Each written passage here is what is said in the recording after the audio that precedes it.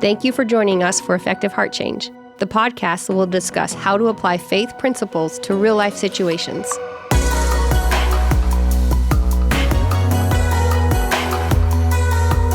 This is Effective Heart Change. And now, your co-host, Matthew. Thank you for joining us today at Effective Heart Change. I'm Matthew, and I'm here with our host, David A. Case. David, today we are going to be talking about causes. It seems like everybody these days has a cause, whether it's climate change, it's Me Too, Blue Lives Matter, Black Lives Matter. It doesn't really seem to matter. There's just a cause. What do you think that we have all of these causes for now, unlike times previous? Let me just start with the bigger picture that we've been talking about is the core passions. God has created us so that the most basic part of your definition that really sets apart who you are is what you care about very deeply. And the word I use for that is passion. So we are all created with different passions. There are some people who are more relationship. There are some people who are more task. Some people, when they get the job done, oh, wow, that's good. There are people who are understanding people. So when they study something out and they get to a point of understanding, that's really good. There are people, like I say, who, can't we all just be friends? Can't we all get along? Everybody has a passion. Now, here's what I believe has happened. That passion is getting muted out because so much of what people are created to be, we're created to be relationship people. God created us from the very beginning. Spirituality is about connecting with God, and it's about connecting with people. Well, when you start to mute, when you start to gray out those connections with God, when you start to gray out those connections with people and the relationships become more and more broken, what's going to happen? A person's going to feel more and more dead, more and more lifeless, more and more like, where's my purpose? I don't have a purpose. I don't have a place. What am I going to do? And the interesting thing is then we try to seek out something that makes us feel alive. And for a while, I think part of what that was sexuality. We jumped into sexuality at this unbelievable level because it was something that made us feel alive and real for a moment. And many people are still there and they're defending it to the death of, I need to be free to express my sexuality, however, because it's the only thing that makes me alive. But another thing that has come along are the causes. All of a sudden, the last 10 years especially, it's just been wave after wave after wave of the latest cause.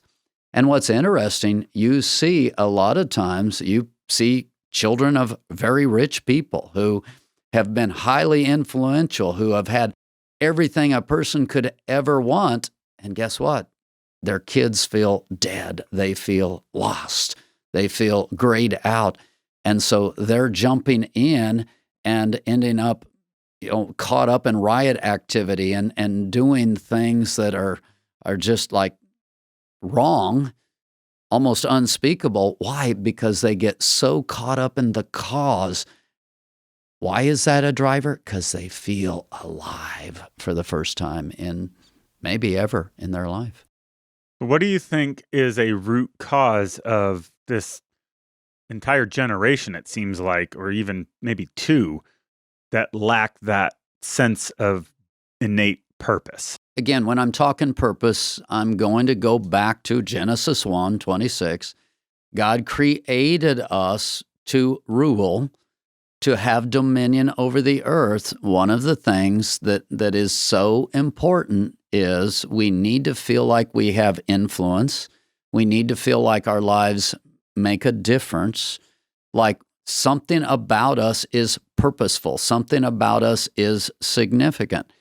If I'm struggling with that significance, then I'm going to need a cause. I'm going to need something to substitute or make me feel like my life actually is significant. There's one other huge factor, and that I believe is we're made in the image of God, male and female. He created them. God created us different so that we're to connect with people different, which means that part of our meaning, part of spirituality, back to what I said already, is connecting with God, connecting with people. When you start having broken relationships, you're not connecting in healthy ways, guess what happens to your sense of purpose, your sense of meaning? Wow, I built this incredible company, but there's nobody to share it with. All of a sudden, when the connections, when the relationships break down, it doesn't matter how much I'm accomplishing, what purpose or what thing, I start looking for something bigger than me. Our definition, when I feel alive, is when I believe, first of all, connecting to God the way I should, and I'm becoming a part of God's kingdom. I'm becoming a part of something eternal, something with purpose. Wow, I feel pretty cool at that point. I feel pretty significant because I'm joining something larger than me.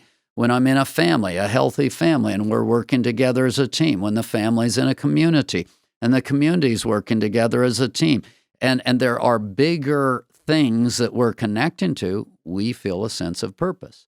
So the cause thing is really not that different from what I just described.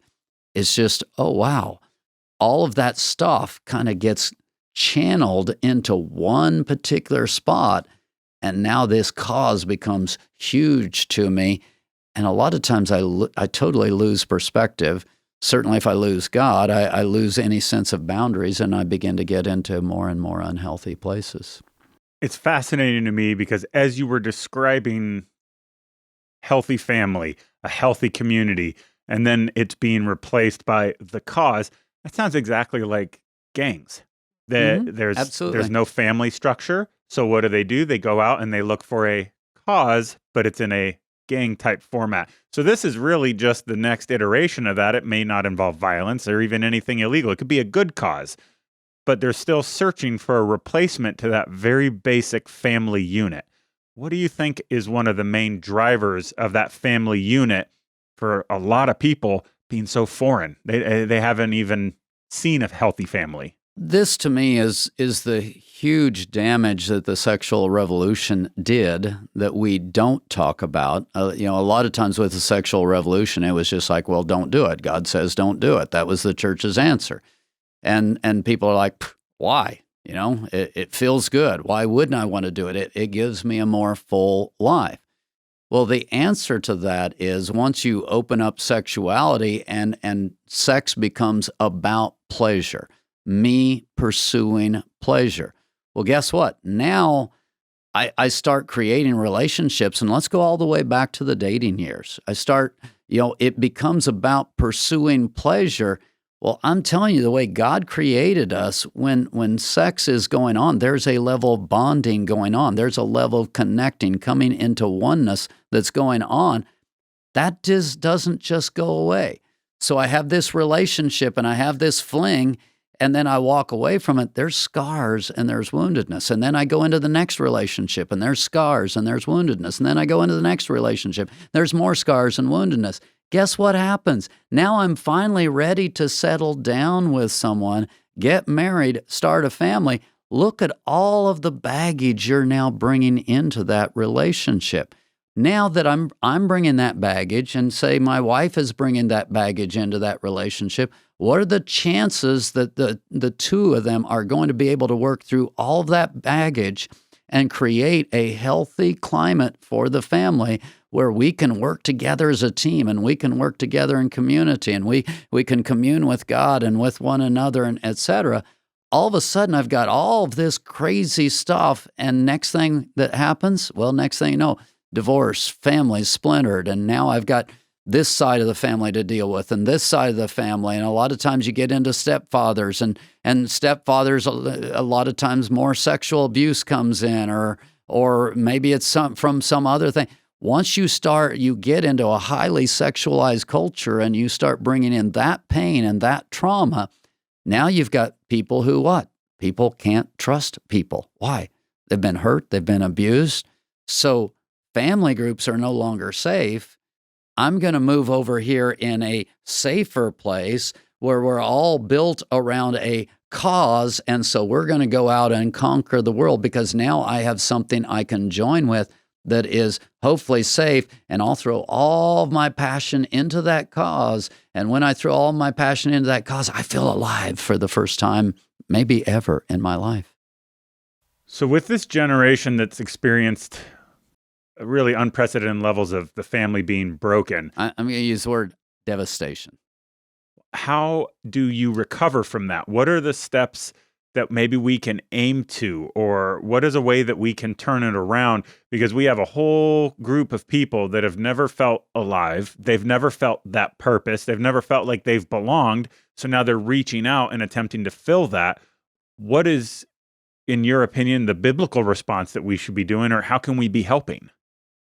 I work with the Omega Project, and in the Omega Project, I've formulated what I call the one another lifestyle, which is not something I formulated. It's the biblical one another's that are out there, and there's 30 plus of those where God says, love one another, be kind to one another, etc. And so you've got all of these one another's. For a person to come back from those kinds of brokenness, they have to be in a supportive, loving environment where they feel like it is finally safe. So what does that mean? And I talk about the cross a lot. With the cross, what is happening, people spit on Jesus. They whipped Jesus. They treated him spitefully, and his response was, Father, forgive them. They don't know what they do. When I'm working with addicts, I feel like I have to enter into that place of the cross because I believe in this one-liner, if it don't show up, you won't grow up. There's a level at which if they don't treat me badly somewhere along the line, there's not going to be a wake-up call. If they treat me badly and I respond back badly, guess what happens? Well, I knew he was a hypocrite. I knew he wasn't a true Christian. And so at that point, it's all over. So people will treat you badly, and when you respond in kind, they will feel justified in their poor behavior. But if you've got the one another lifestyle, and if you understand the cross and how the cross works, when people treat you badly, if you're still able to respond Christ-like, and you do that over a period of time, somewhere in there it feels safe. And when it feels safe, they can begin to open up. And now I'm starting to form trusting relationships. And once I'm forming trusting relationships, now we're reversing the process that we talked about that went into the downward spiral. I believe it was significantly impacted by the sexual revolution. It also was, and so that I give equal time, it was also significantly impacted by materialism. As people began to chase more and more money and wealth and all of that, guess what? They left their kids at home, and there wasn't healthy family relationship, not because of sexuality, but because of materialism. And frankly, if you look at our nation today, you see the people who are screaming against the materialism, who were impacted more by that. You also see the direct impact of the brokenness sexually and all of that stuff and how that translates out. So you've got both of those core causes. We've got to reverse those. And we reverse those by starting that trust, connection, safe relationship, joining a family. And really, that's what we try to do ministering to addicts. We try to create more of a family environment where there is safe place. I can now connect. I can now be open. I can now be real. I can hand that off to the cross. We can be prayed through. We can get healing. I mean, this is powerful stuff when this is brought back into play. So when just the listener out there right now that is in that broken situation, well, they're not near the Omega Project. So what can they do to try to establish those healthy connections, that level of trust? Because maybe they've already recognized something's wrong and they need to fix it. What can they do? That's actually one of my concerns, and my simple answer is men and women of God. The nation has trivialized faith to such a degree over the last 50 years to where it's about showing up at church once a month and calling it good. But there are still men and women of God out there. And if you can find someone who is walking in what I'm talking about, where there is that ability to lay down their lives and to love unconditionally, to me, that's the power behind AA. That's the power is when you have sponsors who have walked the walk, who are able to turn around and give that away. That's powerful. And what we're talking about here is if I can find a man of God, if I can find a woman of God, and we begin to connect with that person, and maybe even better yet, I'm able to find a fellowship. I'm able to find a circle of people who are walking in that lifestyle, and we start interacting in this one another lifestyle with openness, with trust, with connection. That starts reversing the process. Here's the problem. After you've been through all of this ugly stuff, a cynicism develops to where my cynicism almost blocks me, A, from seeking it. B, here's another problem. There are a whole lot of people that espouse religion and will talk the talk of Christianity, but they don't understand this one another lifestyle type of a walk. So they'll judge you as quick as anything, and they won't really live the cross lifestyle around you with love, with acceptance, with challenging you. You don't just roll over and accept them, regardless of what they do, challenging you with truth, but loving you where you are. That's a hard combination to find. And if the church, I believe, if the church had more godly people doing that, we wouldn't be seeing the outcomes that we're seeing in the nation today. Unfortunately, I have noticed that a lot of churches, just in my limited experience, they really do the judgment, and we don't want that here, rather than I was messed up too. Come on in, and then let's work on it.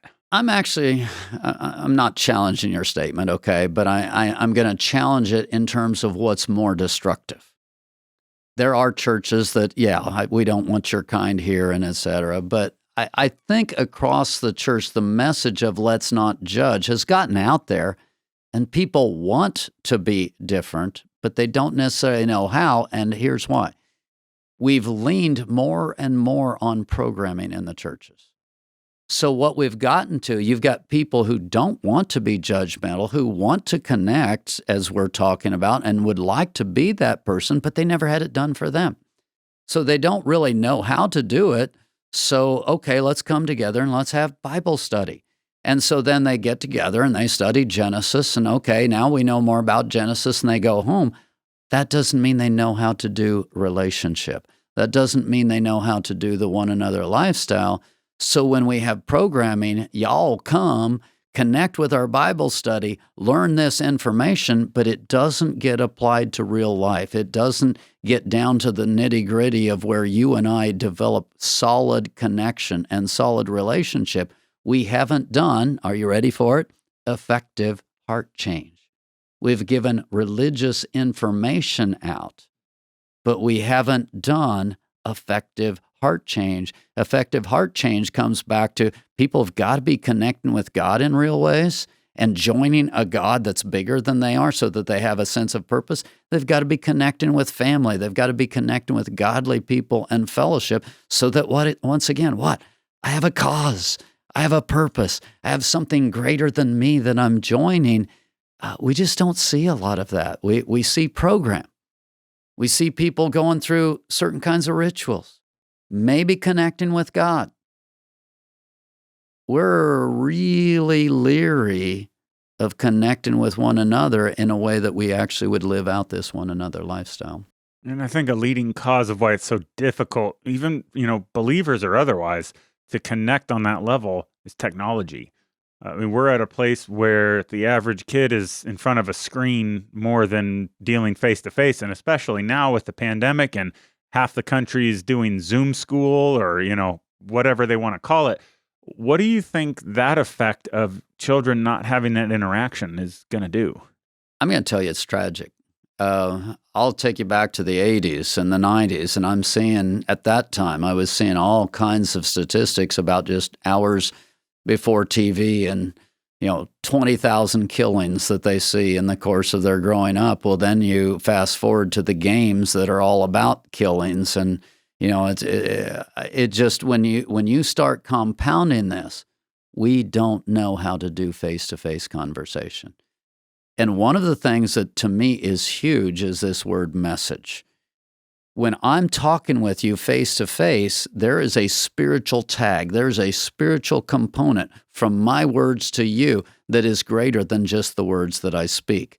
And we're doing that all the time. And when I'm learning to speak face-to-face, there is information and there is connection and there's stuff being communicated that's greater than, now I'm doing a text. When you're doing a text, that's why you have the LOLs and all of the different stuff, because you don't know how to read it. You don't know how to interpret it. So I'll send you a text, and then I'll give you a few little letters to try to help you how to interpret my thing, because what? There's no body language. I mean, on the phone, at least there's voice inflection. And so I'm now hearing a real voice. We've separated out from that to where it's text, etc.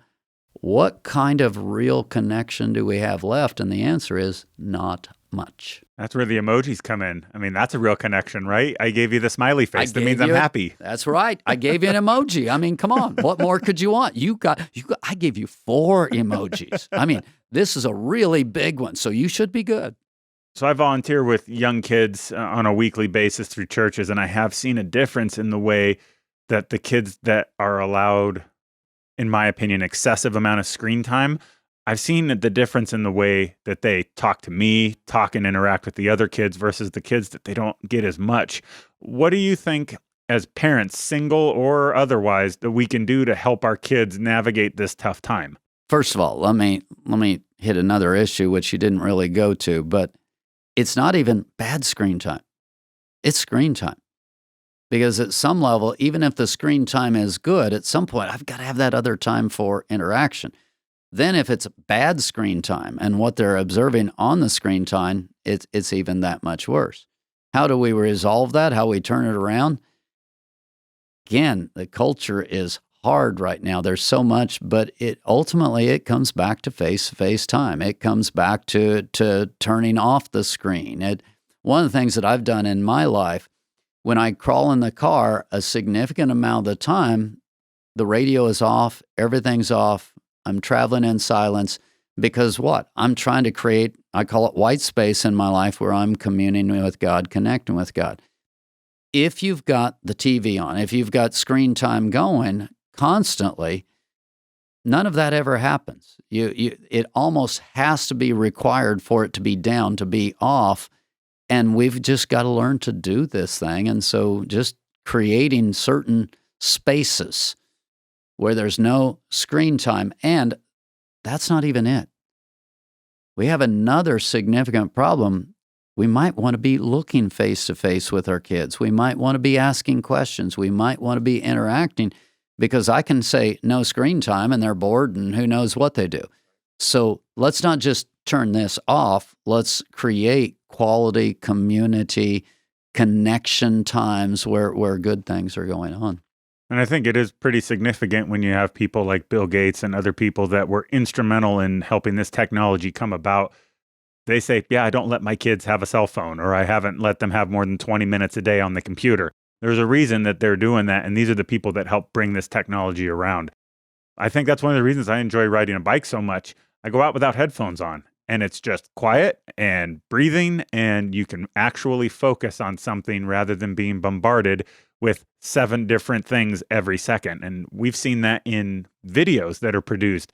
Now you have a cut when you're watching a kid's show, it cuts to a different scene every 2 to 3 seconds. And it used to be a lot longer takes in between, and there was more of an attention span. How do you think that lack of attention span has harmed children, and then bringing it all the way back around? Does this play in at all to searching for a cause to be a part of? I think it does. Ultimately, I believe the reason people search for a cause is because they're lacking in here. And the number one thing that I absolutely believe in, spirituality connects us to God, connects us to people. The greater the connectedness, the more I'm able to rest in me. I often say I could almost completely solve addiction with one thing: building the self-worth, building the sense of value in a person. So when I'm not having quality connection, value cannot be achieved, it must be received. when I'm not having quality connection, I'm not receiving value. Or if my only connection is with a screen, then it becomes entertainment oriented. That's why we've got it down to 2 seconds and all of the different things. It's entertainment value. Entertainment value, I'm taking that and I'm turning it in, and my life is about my pleasure. Now, let's turn it back to cause. I've got to get it turned from everything coming inward to where the value of my life is going outward. I talk about another one-liner, what flows through you sticks to you. I've got to take this thing from me drinking in to me giving out. And that ends up being incredibly important. So doing things with our kids, doing things with other people that are meaningful, maybe service-oriented, whatever, I've got to turn it from something that's inward, my pleasure-seeking, to something that I am effectively taking on a, quote, cause, but I'm not lost in that cause. That cause is more balanced, more stable than what we've seen over the last years across the U.S. And I think young kids especially are craving that. We just took our kids out and picked up some trash. And that's not for an attaboy toward me or my family, but seeing how excited they got about cleaning up something that didn't actually affect them, because we didn't go in our neighborhood. They got a joy from it, and they've talked about it many times since then of, when are we going to go do trash next? That was great. Well, as a school teacher for a while, and especially young kids, it's like, oh, I get to do trash duty. I get to, I get to be the class leader. I come up and lead the Pledge of Allegiance, whatever. Kids love to be involved. They love to be engaged. When you've got them connecting with a screen, all of that goes away, and it's about what's coming from the outside into me. When we can move that to where, while we're involving them, engaging them, it's just incredibly effective and it's healthy. I think the last question that I have for you today, David, is it okay to join a cause? Is that an issue, or is it only an issue when the cause becomes everything? The reason I'm skeptical, of so many things, the cause does become everything, and it becomes psycho. And so then you get the woke culture, where if you're not in my cause, I will run over you, I will kill you, that's what's so unhealthy in our culture. The cause itself, many of the causes actually are good. If you get into climate change, I don't fully agree with everything that's going on or being said there, but do I want a clean environment? Do I want hello, yes. If there are things we can effectively, back to my word, effectively to do that, am I in favor of that? But people take that so far that at some point they don't look at outcomes. The simplest example that I can give you is across the U.S., there was a huge move to literally shut down every refinery. Well, unless you're going to move to the point to where everything is green and we're all using completely alternative energy, what that means is you ship it overseas. Well, okay, that might be better for the U.S., but if you're worried about global warming, keyword, global, the refineries overseas have a fraction of the pollution controls we have. You just increased global warming by shipping it overseas.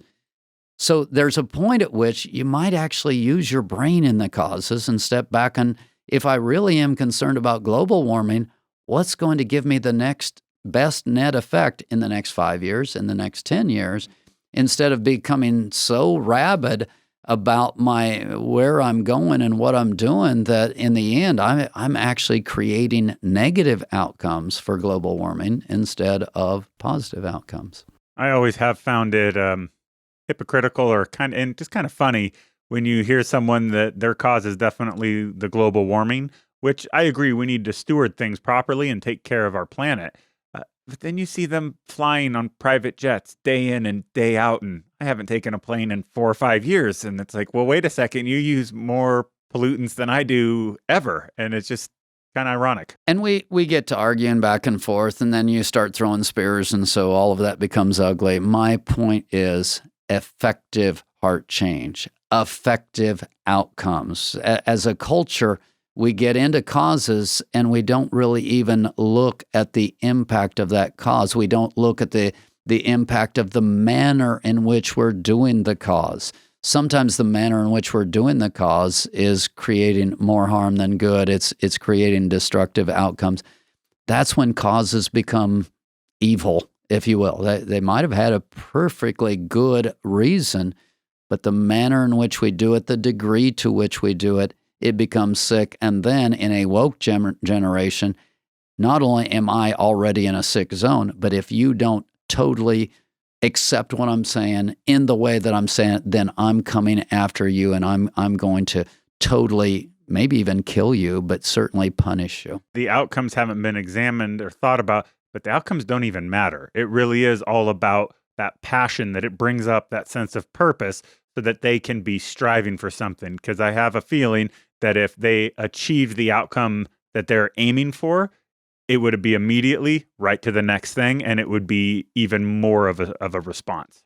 Yeah, there's all kinds of examples like that where people are jumping on a cause, and if they just step back and looked at it, it's like the way we're doing this and what we're doing is actually not helping. In fact, it's making things worse. So I'm all about effective heart change, effective causes, effective improvement of whether it's political, religious, business. I like the word effective. As we wrap up this, again, complex topic where we can come up with some ideas and some solutions, it really is going to be up to each person listening to do their part. What would you like to say to those listeners that have identified, oh, that could be me, and I've been trying to find a cause? I believe that this whole cause area mostly comes out of what I call the gray zone. People who have lived in broken relationships, people who have struggled with God and they're not really connected to God, that gray zone takes over more and more, and then I'm just looking for something, anything to make me feel alive. The number one thing to reverse that is what? It is the quality relationships, and it's beginning to move towards that and fix it. Now, if you propose that in the current climate, good luck with that as far as that being a solution. But the solutions, again, I'm going to keep arguing, are going to be ground up. They're going to be one person at a time. Each of us doing our part, connecting with other people in godly ways, loving, encouraging, and joining together in appropriate ways, appropriate times to do things greater than any of us could do as an individual. Doesn't seem like much, but if that would start happening all across our nation, it would be radical. And it would bring, first of all, effective heart change, because of what flows through you sticks to you. So it would change the character of individuals, eventually the character of the nation, but in terms of causes, it would also have great outcomes. Thank you so much for joining us. I love the chance to share. I hope that you're picking up on this and enjoying it, and we'll see you next time.